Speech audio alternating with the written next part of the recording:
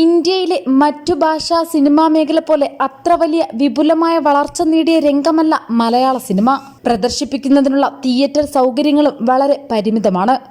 അതുകൊണ്ട് തന്നെ ചെറിയ ബജറ്റുകളിൽ ഒതുങ്ങി നിന്ന് സിനിമാ നിർമ്മാണം പൂർത്തിയാക്കി മാന്യമായ ലാഭം നേടുന്ന ഒരു ബിസിനസ് മാത്രമായിരുന്നു കുറച്ചു കാലം മുമ്പ് വരെ മലയാള സിനിമ. എന്നാൽ അടുത്ത കാലത്തായി സിനിമാ പ്രദർശനത്തിന്റെ സാങ്കേതിക സൗകര്യങ്ങളിൽ വലിയ മാറ്റങ്ങൾ വന്നതോടുകൂടി വൻ മുതൽ മുടക്കും വൻ ലാഭം കൊയ്യുന്ന ബിസിനസ്സുമായി മലയാള സിനിമ മാറിയിരിക്കുന്നു. ഒരു കാലത്ത് താരരാജാക്കന്മാരായ മോഹൻലാലും മമ്മൂട്ടിയുമൊക്കെ നിയന്ത്രിച്ചിരുന്ന സിനിമാ മേഖലയിന്ന് പുതുതലമുറയ്ക്ക് വഴിമാറിയിരിക്കുകയാണ്. ഒപ്പം കുറ്റകൃത്യങ്ങളുടെ വിളനിലമായി മലയാള സിനിമ മാറുകയും ചെയ്തു. ഈ അവസരത്തിലാണ് മലയാള സിനിമയിലെ കുറ്റകൃത്യങ്ങൾ തടയുന്നതിനായി സർക്കാർ നിയോഗിച്ച ജസ്റ്റിസ് ഹേമ കമ്മിറ്റി റിപ്പോർട്ട് പുറത്തുവന്നത്. മുതിർന്ന താരങ്ങളെ അടക്കം സംശയനിഴലിൽ നിർത്തുന്ന ഈ റിപ്പോർട്ടിന് പിന്നാലെ ഇപ്പോൾ സിനിമ നിയന്ത്രിക്കുന്ന താരപുത്രന്മാരും ഉൾപ്പെടെ സിനിമാ മേഖലയിലെ സകല കുറ്റകൃത്യങ്ങളുടെയും വിവരങ്ങൾ ചർച്ചയാവുകയാണ്. ലൈംഗിക അതിക്രമം മാത്രമല്ല, ഗുരുതരമായ സാമ്പത്തിക കുറ്റകൃത്യങ്ങളുടെ കേന്ദ്രമായി സിനിമാ മേഖല മാറിയിരിക്കുന്നു. അടുത്ത കാലത്ത് മലയാളത്തിൽ റിലീസ് ചെയ്ത മഞ്ഞുമൽ ബോയ്സ് എന്ന സിനിമ പുറത്തു വന്ന ശേഷമാണ് സിനിമയ്ക്കുള്ളിൽ നടക്കുന്ന വലിയ സാമ്പത്തിക തട്ടിപ്പുകളുടെ പുതിയ കഥകൾ പുറത്തു വന്നത്. അടുത്ത കാലത്ത് ഒരിക്കലും ഉണ്ടാകാത്ത രീതിയിലുള്ള സംഭവങ്ങളാണ് മഞ്ഞുമൽ ബോയ്സ് എന്ന സിനിമയുടെ പേരിൽ അരങ്ങേറിയത്. സൂപ്പർ താരങ്ങളായ മമ്മൂട്ടിയുടെയും മോഹൻലാലിന്റെയും പടങ്ങൾ പോലും തിയേറ്ററുകളിലെത്തി ആഴ്ചകൾ ഓടിക്കഴിയുമ്പോഴും 10 കോടി പോലും കളക്ഷൻ ഉണ്ടാകാതെ മരവിച്ചു നിൽക്കുമ്പോഴാണ് വെറും സാധാ താരങ്ങൾ മാത്രം അഭിനയിച്ച ന്യൂജൻ സിനിമ എന്ന പേരിൽ പുറത്തു വന്ന മഞ്ഞുമൽ ബോയ്സ് തിയേറ്ററിലെത്തി ഒരാഴ്ച എത്തിയപ്പോൾ തന്നെ 25 കോടിയുടെ കളക്ഷൻ ഉണ്ടാക്കിയ വാർത്ത പുറത്തു വന്നത്. ആ സിനിമ ഒരു മാസം പിന്നിട്ടപ്പോൾ കളക്ഷൻ 200 കോടിയിൽ എത്തിയെന്നാണ് റിപ്പോർട്ട്. ഈ സിനിമയ്ക്ക് വേണ്ടി പണം മുടക്കിയ ചിലർ കേസുമായി കോടതിയിൽ എത്തിയപ്പോഴാണ് ഈ സിനിമയുടെ മറുവശത്ത് നടന്ന സാമ്പത്തിക തട്ടിപ്പുകളുടെ സൂചനകൾ പുറം ലോകം അറിയുന്നത്.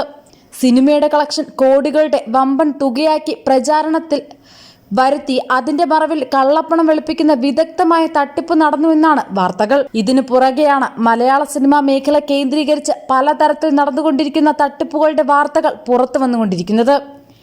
തിയേറ്ററിലൂടെ റിലീസ് ചെയ്ത സിനിമകൾക്കൊപ്പം വലിയ സാമ്പത്തിക നേട്ടമുണ്ടാക്കുന്ന ഒന്നാണ് OTT റിലീസ് എന്ന പരിപാടി. പ്രമുഖ ചാനലുകളിൽ സിനിമയുടെ ഡിജിറ്റൽ അവകാശം വാങ്ങി തരാമെന്ന് പറഞ്ഞുകൊണ്ട് പുറത്തു വരാത്ത സിനിമകളുടെ നിർമ്മാതാക്കളെ സമീപിക്കുകയും അവരിൽ നിന്നും അഡ്വാൻസായി വലിയ തുക കൈപ്പറ്റുകയും ചെയ്ത് തട്ടിപ്പ് സംഘത്തിന്റെ വിവരങ്ങൾ പുറത്തു വരികയാണ്. ഈ സംഭവം പരസ്യമായതോടുകൂടി ചിലർ സിനിമാ നിർമ്മാതാക്കളുടെ സംഘടനയിൽ പരാതി പറഞ്ഞ് അതിന്റെ അടിസ്ഥാനത്തിൽ അന്വേഷണം നടന്നു വരികയാണ്. OTT അവകാശം ഇതുവരെ വിൽപ്പന നടത്താത്ത 200-ലധികം മലയാള സിനിമകൾ ഉണ്ടെന്നാണ് പറയുന്നത്.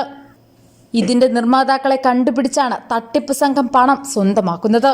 ഇന്ത്യയിലെ പ്രമുഖ വ്യവസായ ഗ്രൂപ്പ് നടത്തുന്ന OTT പ്ലാറ്റ്ഫോമിൽ അവർ 100ഓളം സിനിമകൾ എടുക്കാൻ തയ്യാറായിരിക്കുന്നുവെന്നും അതിനുള്ള ഏർപ്പാടുകൾ ശരിയാക്കാമെന്നും പറഞ്ഞ് നിർമ്മാതാക്കളെ സമീപിച്ച് വലിയ തുക കമ്മീഷനായി മേടിക്കുന്നു എന്നാണ് പുറത്തുവരുന്ന വാർത്തകൾ.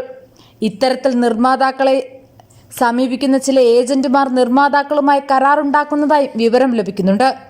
സിനിമാ നിർമ്മാണം പൂർത്തിയാക്കി മാസങ്ങൾ കഴിഞ്ഞിട്ടും ഡിജിറ്റൽ അവകാശം വിൽക്കാൻ കഴിയാതെ കിടക്കുന്ന സിനിമകളുടെ നിർമ്മാതാക്കളാണ് സാമ്പത്തിക പ്രതിസന്ധി മൂലം ഇത്തരം ഏജന്റുമാരുടെ വലയിൽ വീഴുന്നത്.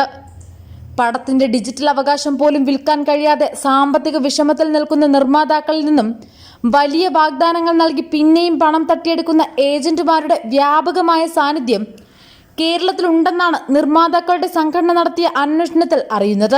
ഇതിനു പുറമെയാണ് പുതിയതായി സിനിമാ മോഹവുമായി കടന്നു വരുന്ന ചില നിർമ്മാതാക്കളെ വലയിൽ വീഴിക്കാൻ മറ്റു ചില തന്ത്രങ്ങളുമായി ചിലർ നടക്കുന്നത്. കയ്യിൽ കുറച്ച് പണമുള്ളതുകൊണ്ട് സിനിമ നിർമ്മിക്കാമെന്ന് മോഹിക്കുന്ന ആൾക്കാരെയാണ് ഈ കൂട്ടർ തട്ടിപ്പിന് ഇരയാക്കുന്നത്. സിനിമയുടെ കഥയും മറ്റും റെഡിയാണെന്നും താരങ്ങളുടെ ഡേറ്റ് വാങ്ങലാണ് ഇനി നടത്തേണ്ടതെന്നും പറഞ്ഞുകൊണ്ട് നിർമ്മാതാക്കളെ ചിലർ സമീപിക്കുകയാണ്. സിനിമാ മോഹിയായ നിർമ്മാതാവ് ഇവരുടെ വലയിൽ വീഴുന്നത് സൂപ്പർ താരങ്ങളുടെ വരെ ഡേറ്റും കോൾ ഷീറ്റും ഉണ്ടെന്ന് പറഞ്ഞ് കൊണ്ടാണ്.